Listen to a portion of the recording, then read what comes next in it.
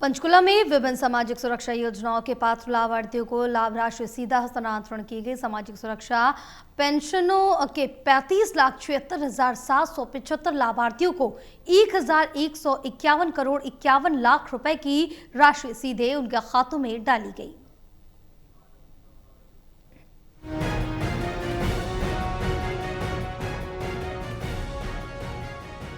विभिन्न सामाजिक सुरक्षा योजनाओं के पात्र लाभार्थियों को लाभ राशि सीधा हस्तांतरण की गई। सामाजिक सुरक्षा पेंशनों के 35,76,775 लाभार्थियों को 1,151 करोड़ 51 लाख रुपए की राशि सीधे उनके खातों में डाली गई। मुख्यमंत्री नायब सिंह सैनी ने कहा कि दीनदयाल लाडो लक्ष्मी योजना के तहत प्रदेश की माता बहनों को 8वीं किश्त की 207 करोड़ 75 लाख रुपए की राशि जारी की गई। मुख्यमंत्री ने कहा कि हर घर हर गृहिणी योजना में माता बहनों को 19 करोड़ 75 लाख रुपए की राशि जारी की गई।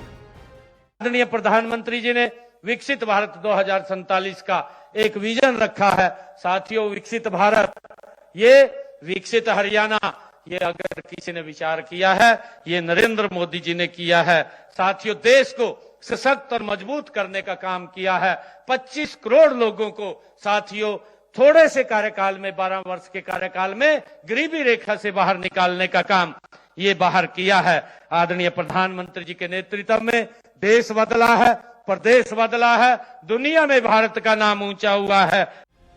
राज्य स्तरीय सशक्त पंचायत समारोह में मुख्यमंत्री नायब सिंह सैनी ने कहा कि ये सशक्त पंचायत समारोह वास्तव में हरियाणा के गांव के गौरव, उनके सामर्थ्य और उनके उज्जवल भविष्य का उत्सव है। मुख्यमंत्री ने प्रधानमंत्री नरेंद्र मोदी के कार्यकाल के 12 साल पूरे होने पर भी सभी प्रदेशवासियों को बधाई दी और ये 12 साल देश के इतिहास में सेवा, सुशासन और जन कल्याण का स्वर्णिम अध्याय बनकर उभरे। हम सबको मिलकर प्रदेश से नशे को जड़ से समाप्त करना है। नशे के कारोबार में संलिप्त व्यक्तियों पर कड़ी कार्रवाई होगी। इसके लिए पोर्टल खोला गया। आज ग्राम विकास के लिए पंचायती राज संस्थाओं को विकास कार्यों के लिए 1,056 करोड़ 75 लाख रुपए की राशि सीधे उनके खातों में डाली गई।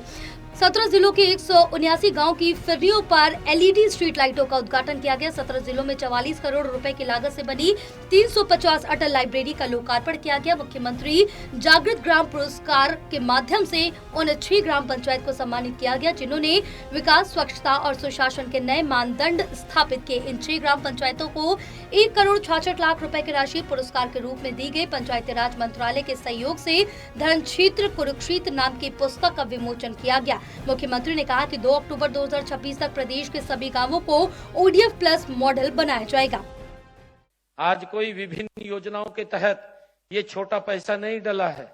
आज हमने पंचायतों के अंदर लगभग 2,697 करोड़ रुपए आज विभिन्न योजनाओं के आपके माध्यम से लोगों के लिए डाले हैं।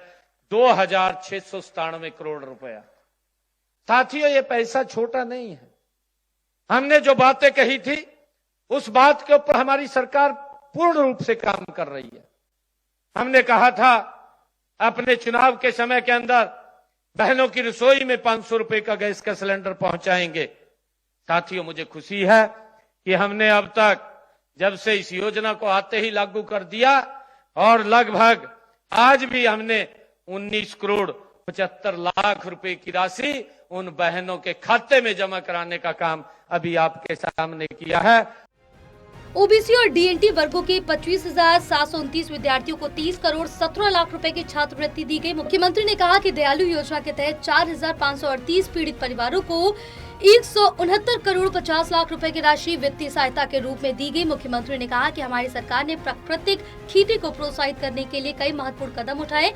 हरियाणा कृषि विश्वविद्यालय के सहयोग से कुरुक्षेत्र जिले में स्मार्ट एग्रीकल्चर योजना प्रारंभ की जाएगी। मुख्यमंत्री ने कहा कि गांव जितने जागरूक होंगे, हमारी पंचायतें जितनी सशक्त होंगी, हमारा प्रदेश उतना ही समृद्ध होगा। Anil Kumar, total news, Chandigarh.